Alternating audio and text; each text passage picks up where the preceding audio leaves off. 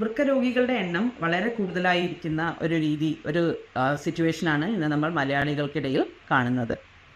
ഒരുപാട് പേര് ഇപ്പോൾ ശരിക്കും പറഞ്ഞിട്ടുണ്ടെങ്കിൽ ഒരു 2 ഇയേഴ്സ് ബിഫോർ നമ്മൾ കേൾക്കാത്ത തരത്തിൽ ഇന്ന് വൃക്ക രോഗങ്ങൾ കൂടി വരുന്ന ഒരു രീതിയാണ് ഉള്ളത്. അത് കോവിഡ് വന്ന് മാറിക്കഴിഞ്ഞതിന് ശേഷം, അതുപോലെ കോവിഡ് സമയത്ത് വേണ്ട രീതിയിൽ നമ്മൾ ഷുഗർ, പ്രഷർ, കൊളസ്ട്രോള്, അതുപോലെ പല അസുഖങ്ങൾക്കും മരുന്ന് കഴിക്കാതിരിക്കുന്ന ഒരു സിറ്റുവേഷൻ, ഹോസ്പിറ്റലുകളിൽ പോവാതിരിക്കുന്ന ഒരു രീതി, അതെല്ലാം കൊണ്ടാണ് ഇത്രയും അധികം ഈ ഒരു കിഡ്നി ഡിസീസസ് ഡെവലപ്പ് ആയിട്ടുള്ളത് എന്നുള്ളതാണ് ശരിക്കും നമുക്ക് പറയാനുള്ളത്. കാരണം ആളുകൾ അന്നത്തെ സിറ്റുവേഷൻ കഴിഞ്ഞാൽ ആ ഒരു കോവിഡിൻ്റെ ടൈമിലൊക്കെ കൂടുതൽ ആളുകളും ഈ ഷുഗറിനായാലും പ്രഷറിനായാലും സ്ഥിരമായിട്ട് മരുന്ന് കഴിച്ചുകൊണ്ടിരുന്ന ആളുകൾ വരെ അന്ന് ഹോസ്പിറ്റലിൽ പോകാനുള്ള പേടി കാരണം, ഡോക്ടേഴ്സിൻ്റെ അടുത്ത് പോകാനുള്ള ഒരു വിഷമം കാരണവും ഒക്കെ മരുന്നുകൾ സ്റ്റോപ്പ് ചെയ്തിട്ടുണ്ടായിരുന്നു. അപ്പോൾ അതിൻ്റെ ഒരു ആഫ്റ്റർ ഇഫക്റ്റ് ആയിട്ടായിരിക്കാം ഇത്രയും അധികം ഇന്ന് ഒരു കിഡ്നി ഡിസീസ് ഡെവലപ്പ് ആയിട്ടുണ്ടാവുക എന്നുള്ളതാണ്. അതിന് ശരിക്കും പറഞ്ഞിട്ടുണ്ടെങ്കിൽ കിഡ്നി വൃക്ക രോഗം വരുന്നതിന് പ്രധാനമായിട്ട് 4 കാരണങ്ങളാണ് നമുക്ക് നമ്മുടെ ശരീരത്തിൽ ഉള്ളത്. അതായത് ഷുഗർ, പ്രഷർ, അതുപോലെ തന്നെ ശരീരത്തിൻ്റെ വെയിറ്റ് കൂടുക, പൊണ്ണത്തടിയിലേക്ക് പോകുന്ന ഒരവസ്ഥ, അതുപോലെ നമുക്ക് പാരമ്പര്യമായിട്ട് കിഡ്നി രോഗമുള്ള ഫാമിലിയിലുള്ള ആളുകൾ.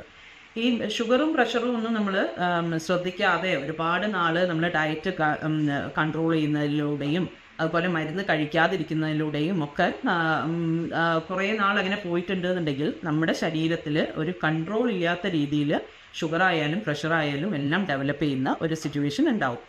അപ്പോൾ അങ്ങനെയുള്ള ഒരു സിറ്റുവേഷനിൽ കൂടുതൽ നാൾ ഇത് കൺട്രോൾ ചെയ്യാതെ നമ്മൾ ഇരുന്നിട്ടുണ്ട് എന്നുണ്ടെങ്കിൽ അത് നമ്മുടെ കിഡ്നിയാണ് കൂടുതലായിട്ട് ബാധിക്കുക. അതിൽ പ്രധാനപ്പെട്ട ഒരു അസുഖം എന്ന് പറയുന്നത് ഷുഗർ തന്നെയാണ്. ഇന്ന് നമ്മുടെ മലയാളികളുടെ ഒരു കണക്കെടുത്ത് നോക്കിയാൽ 40% ആളുകൾ പ്രമേഹ രോഗികളാണ്. അപ്പോൾ തന്നെ നമുക്ക് പറയാൻ പറ്റും, പ്രമേഹം ഒരുപാട് നാൾ കൺട്രോൾ ചെയ്തിട്ടില്ല എന്നുണ്ടെങ്കിൽ നമുക്കത് കിഡ്നി ഡിസീസിലേക്ക് പോകുമെന്നുള്ളത്. കാരണം ഈ ഒരു ഷുഗർ മോളിക്യൂൾസ്, ഈ പ്രമേഹ രോഗം എന്ന് പറഞ്ഞാൽ നമ്മുടെ രക്തത്തിൽ പഞ്ചസാരയുടെ അളവ് കൂടുന്നതാണ് ആ ഒരു അസുഖം. അത് നമ്മുടെ ഈ കിഡ്നിയുടെ ഒരു അരിപ്പ, കിഡ്നിയാണല്ലോ നമ്മുടെ എല്ലാ സംഭവങ്ങളും ഫിൽട്ടർ ചെയ്ത് പുറത്തേക്ക് കളയുന്നത്. അപ്പോൾ അതിൽ ചെറിയ ഈ ഗ്ലോമറുലസ് എന്ന് പറഞ്ഞിട്ട് കിഡ്നീൻ്റെ അകത്ത് ഒരു അരിപ്പ പോലത്തെ ഒരു സാധനമുണ്ട്. അതാണ് നമ്മുടെ ടോക്സിൻസിനെയൊക്കെ ഫിൽട്ടർ ചെയ്തിട്ട് പുറത്തേക്ക് കളയുന്നത്. ആ ഗ്ലോമറുലസിൽ ഈ ഒരു ഷുഗറിൻ്റെ മോളിക്യൂൾസ്, ഷുഗറിൻ്റെ കണികകൾ പോയി ഡെപ്പോസിറ്റ് ആവുന്നത് കാരണം കിഡ്നിക്ക് ആ ഒരു ഫിൽട്രേഷൻ, അതിൻ്റെ ആ ഒരു ടോക്സിൻസിനെയൊക്കെ വേണ്ട രീതിയിൽ അരിച്ച് പുറത്തേക്ക് കളയാൻ പറ്റാത്തൊരവസ്ഥയിലേക്ക് നമ്മൾ കിഡ്നി എത്തും എന്നുള്ളത് എല്ലാവരും മനസ്സിലാക്കി വെക്കുക. അപ്പോൾ ഷുഗർ ഒരുപാട് നാൾ കൺട്രോൾ ചെയ്യാതെ നമ്മുടെ ശരീരത്തിൽ ഉണ്ടായി കഴിഞ്ഞാൽ അത് തീർച്ചയായും നമ്മുടെ കിഡ്നി ഡാമേജിലേക്ക് പോകുമെന്നുള്ളത് ഉറപ്പായ ഒരു കാര്യമാണ്. അതേപോലെ തന്നെയാണ് പ്രഷറും. പ്രഷർ ക്രമാതീതമായി കൂടിക്കഴിഞ്ഞാൽ നമ്മുടെ കിഡ്നിയിലേക്ക് ഉള്ള ആ രക്ത ഓട്ടത്തിൻ്റെ പ്രഷർ ഡിഫറൻസ് വരികയും അത് കാരണം നമുക്ക് കിഡ്നി ഡിസീസ് ഭാവിയിലേക്ക് ഡെവലപ്പ് ചെയ്യാനും അതൊരു കാരണമായി തീരും. അതേപോലെ തന്നെയാണ് നേരത്തെ പറഞ്ഞ പൊണ്ണത്തടി. നമ്മൾ ശരീരഭാരം പെട്ടെന്ന് കൂടുന്നത് നിയന്ത്രിച്ചിട്ടില്ല എന്നുണ്ടെങ്കിലും അതൊരു കിഡ്നി ഡിസീസിലേക്ക് പോകുന്നതായിട്ടാണ് കാണുന്നത്. അതുപോലെ തന്നെ പാരമ്പര്യമായിട്ട് നമുക്കൊരു കിഡ്നി ഡിസീസുള്ള ഒരു ഫാമിലിയിലാണ് നമ്മൾ ഉള്ളതെന്നുണ്ടെങ്കിൽ നമ്മൾ പെട്ടെന്ന് തന്നെ നമുക്കൊരു എന്തെങ്കിലും ചെറിയ ലക്ഷണങ്ങൾ കാണുകയാണെന്നുണ്ടെങ്കിൽ നമ്മൾ അതിലേക്ക് പോകുന്നുണ്ടോ എന്നുള്ളത് നമ്മൾ തീർച്ചയായും ഡയഗ്നോസ് ചെയ്യേണ്ടത് വളരെ ഇമ്പോർട്ടൻ്റ് ആണ്. ഇപ്പോൾ ചില ലക്ഷണങ്ങളുണ്ട്, അത് നമ്മുടെ ശരീരം തന്നെ നമുക്ക് കാണിച്ചു തരും. നമ്മുടെ കിഡ്നി അൺഹെൽത്തി ആവുന്നുണ്ടോ, നമ്മളൊരു കിഡ്നി നമ്മുടെ ഡാമേജിലേക്ക് പോകുന്നുണ്ടോ എന്നുള്ളത് കാണിച്ചു തരുന്ന ചില ലക്ഷണങ്ങൾ നമ്മുടെ ശരീരത്തിലുണ്ട്. അത് എന്തെല്ലാമാണ് എന്നുള്ളത് എല്ലാവരും വളരെ വിശദമായിട്ട് മനസ്സിലാക്കി വയ്ക്കുക. ഈ പറയുന്ന ലക്ഷണങ്ങളിൽ 2 or 3 ലക്ഷണങ്ങൾ നമ്മൾ ഞങ്ങളുടെ ശരീരം കാണിച്ചു തരുന്നത് നമ്മൾ തിരിച്ചറിഞ്ഞിട്ടുണ്ട് എന്നുണ്ടെങ്കിൽ നമുക്ക് പെട്ടെന്ന് തന്നെ ഈ ഒരു കിഡ്നി ഡാമേജിലേക്ക് പോവാതെ അതിനെ ആ ഒരു സ്റ്റേജിൽ തന്നെ പിടിച്ചു നിർത്താൻ പറ്റുന്നതാണ് എന്നുള്ളത് മനസ്സിലാക്കി വയ്ക്കുക. അപ്പോൾ അത് ഓരോന്നും എന്തൊക്കെയാണ് എന്നുള്ളത് നമുക്ക് നോക്കാം. പെട്ടെന്ന് നമുക്കൊരു ക്ഷീണവും തളർച്ചയും കിതപ്പും എല്ലാം അനുഭവപ്പെടുക. പ്രത്യേകിച്ച് കാരണമൊന്നുമില്ലാതെ നമ്മൾ ഭക്ഷണമൊക്കെ ശരിക്കും കഴിക്കുന്നുണ്ട്, നമുക്ക് പ്രത്യേകിച്ച് പ്രശ്നങ്ങളൊന്നുമില്ല, പക്ഷെ വളരെയധികം ഒരു ക്ഷീണം തോന്നുക, അതുപോലെ ഒരു തളർച്ചയിലേക്ക് പോകുന്നത് പോലെയുള്ളൊരു ഫീലിങ്, അതുപോലെ നമുക്ക് കിതപ്പ് അനുഭവപ്പെടുക. ചെറിയ 1-2 സ്റ്റെപ്പ് കയറുമ്പോൾ തന്നെ നമുക്ക് ശരീരത്തിൽ വളരെയധികം ഒരു കിതപ്പ് അനുഭവപ്പെടുന്നു. ചെസ്റ്റിൽ ഒരു വെയിറ്റ് കയറ്റി വെച്ചിട്ടുള്ള ഒരു ഫീലിംഗ് അനുഭവപ്പെടുന്നതും ഈ ഒരു കിഡ്നി അസുഖത്തിലേക്ക് പോവുകയാണ്, കിഡ്നി തകരാറാവുകയാണ് എന്നുള്ളതിൻ്റെ ലക്ഷണമാണ്.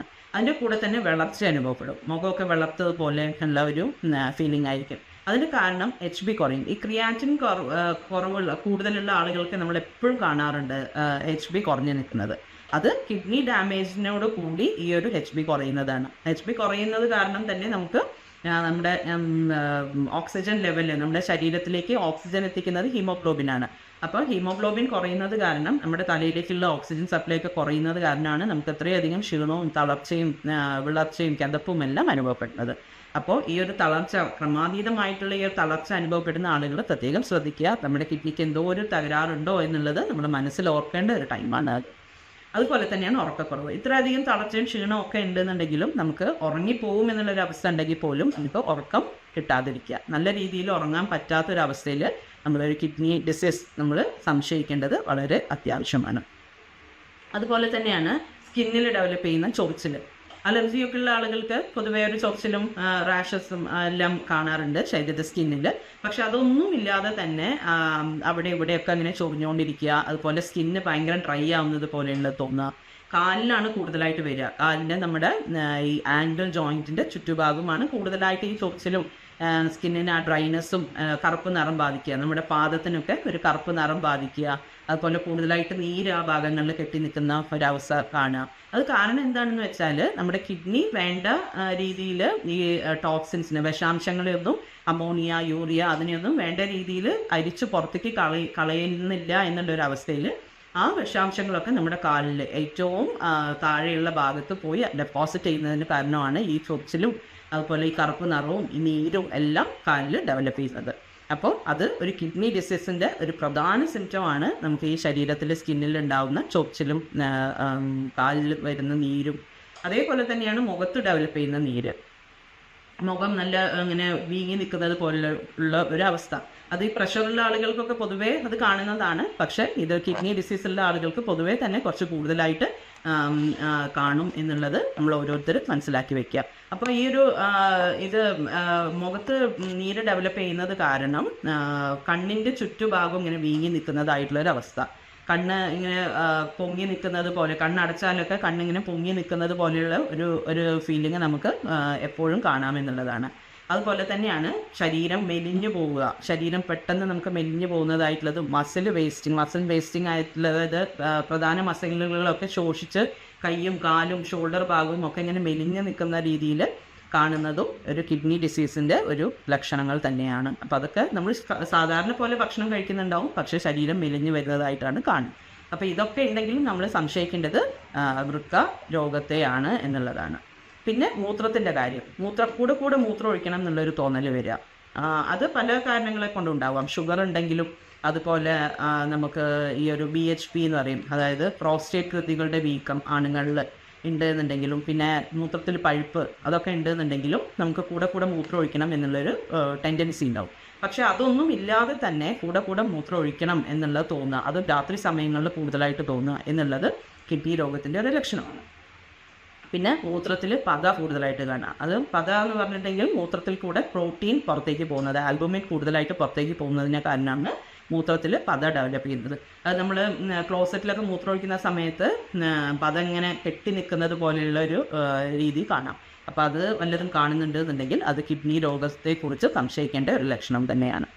പിന്നെ മൂത്രത്തിൻ്റെ നിറവ്യത്യാസം, അതായത് നമുക്കറിയാം മൂത്രത്തിന് ചെറിയ ഒരു വെള്ളത്തിനെ പോലെയുള്ള ഒരു കളറല്ല, ചെറിയൊരു നിറവ്യത്യാസം. അത് കാലാവസ്ഥയ്ക്കനുസരിച്ചിട്ടും നമ്മൾ വെള്ളം കുടിക്കുന്നതിനനുസരിച്ചിട്ടും ഒക്കെ വ്യത്യാസങ്ങൾ ഉണ്ടാവാം. പക്ഷേ അതിലേക്കാളും കൂടുതലായിട്ട്, അതായത് ഒരു ചുവപ്പ് നിറം എന്ന് നമുക്ക് പറയാൻ പറ്റില്ല, പക്ഷെ അതിനോട് സാമ്യമുള്ള രക്തം കലർന്നത് പോലെയുള്ള ഒരു മൂത്രം നമുക്ക് പുറത്തേക്ക് പോകുന്നുണ്ട് എന്നുണ്ടെങ്കിൽ നമ്മൾ വൃക്കരോഗം സംശയിക്കേണ്ട ഒരു സിറ്റുവേഷനിലാണ് നിൽക്കുന്നത് എന്നുള്ളതാണ് നമ്മൾ മനസ്സിലാക്കി വയ്ക്കേണ്ടത്. പിന്നെ അതുകൂടാതെ വിശപ്പ് കൂടുതലായിട്ട് അനുഭവപ്പെടാതിരിക്കുക. അതായത് നമുക്ക് കഴിക്കണം എന്നുണ്ടാവും, പക്ഷേ എന്നാലും ഭക്ഷണം കാണുമ്പോൾ ഒരു ഇഷ്ടക്കുറവ്, ഒരു വെറുപ്പ്, ഭക്ഷണത്തിനോടൊരു വെറുപ്പ് ഡെവലപ്പ് ചെയ്യുക, അതുപോലെ ഓക്കാനം വരിക എന്നുള്ളതൊക്കെ. അതൊക്കെ HB കുറയുന്നത് കാരണം അതിനോട് റിലേറ്റ് ചെയ്യാം കേട്ടോ. അപ്പോൾ HB കുറയുന്ന സമയത്ത് നമുക്ക് അങ്ങനെ തന്നെയായിരിക്കും, വിശപ്പുണ്ടാവും, പക്ഷേ ഭക്ഷണത്തിനോട് താല്പര്യക്കുറവായിരിക്കും, ഭക്ഷണം കഴിക്കേണ്ട എന്നുള്ളൊരു ഫീലിംഗ് ആയിരിക്കും നമുക്ക് വരിക. അപ്പോൾ ഈ തരത്തിലുള്ള ഒരു സിംറ്റം നമുക്ക് കാണുകയാണ് എന്നുണ്ടെങ്കിലും നമ്മൾ വൃക്കരോഗം സംശയിക്കേണ്ടതാണ്. അതുപോലെ തന്നെ നമുക്ക് ഈ കാലുകളിലൊക്കെ മസിൽ കോച്ചി പിടിക്കുന്നത് പോലെയുള്ള ഒരു ഫീലിംഗ്, അതായത് ഈ ഉപ്പിൻ്റെ അംശം ഉപ്പ്, സോഡിയം, പൊട്ടാസ്യം, അതുപോലെ കാൽസ്യം, അതിൻ്റെയൊക്കെ ഏറ്റക്കുറച്ചിലുകൾ, അതിൻ്റെയൊക്കെ ഇംബാലൻസ് വരുന്നത് കാരണം അത് ഫിൽട്ടർ ചെയ്യുന്നതിൽ വ്യത്യാസം. കിഡ്നിക്ക് വേണ്ട തരത്തിൽ നമ്മുടെ സോൾട്ട്സിനെയൊക്കെ ഫിൽട്ടർ ചെയ്ത് കളയാൻ പറ്റാത്ത രീതിയിൽ അതിൻ്റെയൊക്കെ കൂടുതലാവുന്നത് കാരണം, കുറവാവുന്നത് കാരണം, ആ ഒരു ഇംബാലൻസ് വരുന്നത് കാരണം ഒക്കെയാണ് നമുക്ക് മസിലുകളിൽ കോച്ചി പിടിക്കുന്നതായിട്ടുള്ള ഒരു ഫീലിംഗ്. മസിൽ കീറുക എന്നൊക്കെ നമ്മൾ പറയും.